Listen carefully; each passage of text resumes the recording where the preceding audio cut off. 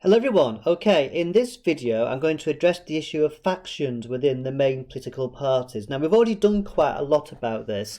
Factions are basically people within a political party who might agree with the general principles but then have, an emphasis on certain aspects. So we've already talked about, for example, One Nation Conservatives and Thatcherite Conservatives. We've already talked about how Labour has a left and a right wing, if you like, within the Labour Party itself, your new Labour types compared to your old Labour types. So this video is basically just going to sum up some of those, and what you tend to find is that within the House of Commons, MPs will tend to align with some of these factions, and they've got certain names. So you just need to know a little bit about them, and just kind of reiterating what we've already done in many respects. So we'll look at the Conservative Party first. As we know, Europe and Thatcherism are the main cause of divisions and factions within the modern Conservative Party. The first we're going to have a look at, these are mainly our One Nation Conservatives. They formed themselves into a group in Parliament called the Tory Reform Group, and kind of your One Nation Conservatives will meet up every now and again with fellow One Nation Conservatives and, have a bit of a chinwag and possibly decide, what ideas and policies they want to pursue and how they're going to try and, get the party leadership to agree to their kind of proposals. So they were formed in 1970. Most of the members are pro-European, which reflects, our general One Nation Conservative ideas. And the most prominent members include he's now Lord Ken Clarke, he was John Major's Chancellor, and former Education Secretary Nicky Morgan. There's Ken Clarke for you. He was an MP right until 2019. A lot of this faction were kind of, how should we put this nicely, got rid of by Boris Johnson. A lot of the people in this group, like Ken Clarke, Nicholas Soames, who's Winston Churchill's grandson, for example, they disagreed over Brexit and they voted against Boris Johnson in 2019 in September over something to do with European policy, and he basically kicked them all out of the party. Many of them have actually returned back to he's allowed most of them to return back to the Conservatives, and one or two of them have actually gone into the House of Lords, but they were really kind of got rid of, if you like, in 2019. I'm not sure how many are in the current Conservative Party, because all Conservative MPs had to sign like a pledge that they're going to support Brexit under Boris Johnson. So I suspect this group is virtually all but dead as a dodo at the moment. Okay, the other factions are both based around Thatcherism, and especially over Europe, because again, this is the main cause of problems for the Conservatives. So you have the Bruges group, first of all, who basically are inspired by Mrs. Thatcher's anti-European speech at Bruges in the late 1980s. Anti-European, prominent Eurosceptics, so prominent Conservatives who dislike Europe are in this group, like, for example, Jacob Rees-Mogg. There he is. There's this much stronger group called the European Research Group. Again, they're working towards a hard Brexit. They have regular meetings amongst themselves. 62 MPs under Theresa May were formerly in this group. They used to meet up on a regular basis, and they basically plotted and planned how they were going to defeat Theresa May on her Brexit negotiations.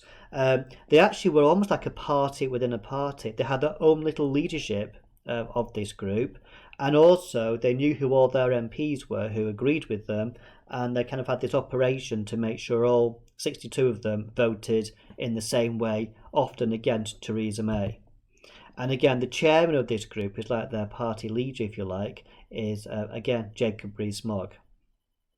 I don't have the details of this, but I believe that some of those new Conservative MPs who won those northern seats, in places like Durham and the northeast of England and the northwest of England, I believe they're forming a group.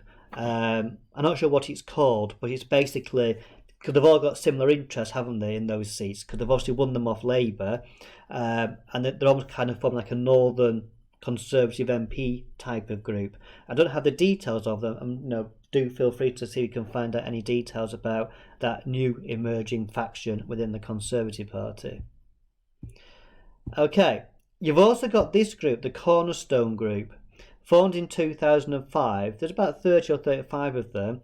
The most prominent member is the former Home Secretary Sajid Javid. They're strong supporters of individual and traditional values, faith, flag and family.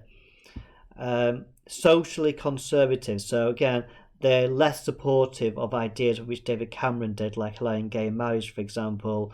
Much more kind of traditional conservative values, I suppose. Again, they're opposed to devolution, okay, giving power to Scotland and Wales, and obviously they're opposed to the EU as well.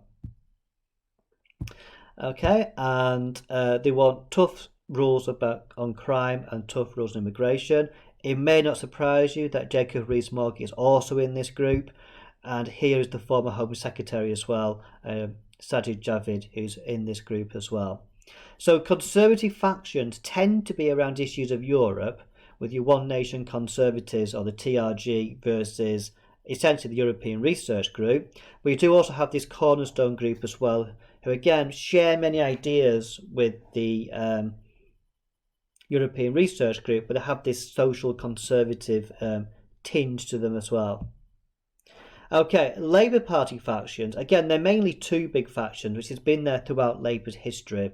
You've got the left, and you've got the more moderate right of Labour, if you like, the so-called New Labour people. And these two differences are still in the Labour Party today. So following the 2015 defeat of Ed Miliband, you actually saw these two factions play out against each other, which led to the left actually winning under Jeremy Corbyn. Okay, so Jeremy Corbyn, due to the membership of Labour are much more left-wing than their elected politicians, voted for Jeremy Corbyn to be the leader, but most of the MPs he was leading were much more kind of New Labour, which was a fundamental problem for Jeremy Corbyn, because a lot of the New Labour MPs in Parliament didn't really like Jeremy Corbyn, and so he found it quite difficult to lead them. So, the first faction on the left is Momentum. Okay, it's like a grassroots group, if you like, of Labour Party members who want to take Labour in that leftward direction. They were formed in 2015. They got about 40,000 members. They're quite a strong group, very much pro Jeremy Corbyn. They got very few MPs. Now, your left-wing MPs they've formed a group which has been around since the 1980s called the Socialist Campaign Group. This is a faction in the Labour Party which is supportive of Jeremy Corbyn and supportive of those left-wing ideas. The most prominent member today is Rebecca Long-Bailey, who was sacked from Keir Starmer's cabinet, and Richard Burgon, who ran against Keir Starmer to be the party leader and didn't do very well, which might suggest that the strength of Momentum and the Socialist Campaign Group has really declined in the modern Labour Party under Keir Starmer. They have tried to get rid of MPs who have criticised Jeremy Corbyn. For example, the New Labour MP Chris Leslie, who then jumped ship and left the Labour Party as a consequence. So they've been trying to take over the party and get more of their people elected. And Owen Smith, a moderate Labour MP, called Momentum a party within a party, and he wasn't being complimentary. So you have the left of the Labour Party. Momentum is kind of the grassroots side of this. The Socialist Campaign Group are those MPs who associate with these more left-wing ideas. And then on the right of the party, kind of your New Labour people, if you like, they've kind of renamed themselves Progress.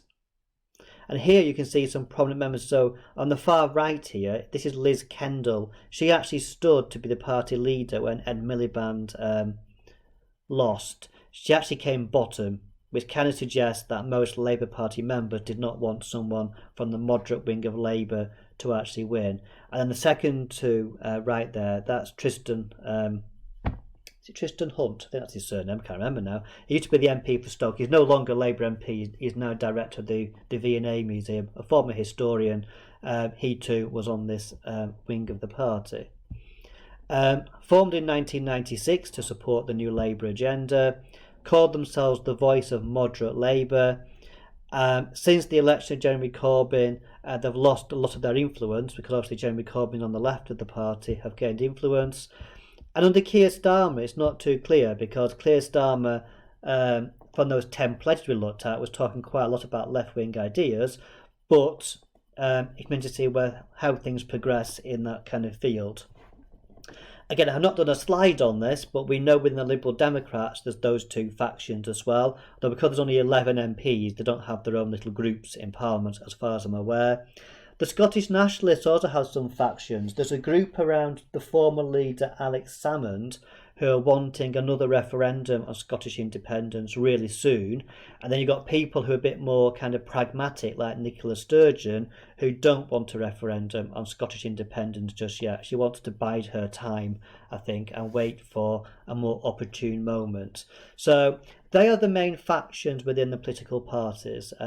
So again, just making sure that you're aware of those and you need to jot them down. And you need to think about, when these factions are at war with each other within parties, how does that affect the success or otherwise of the parties in power?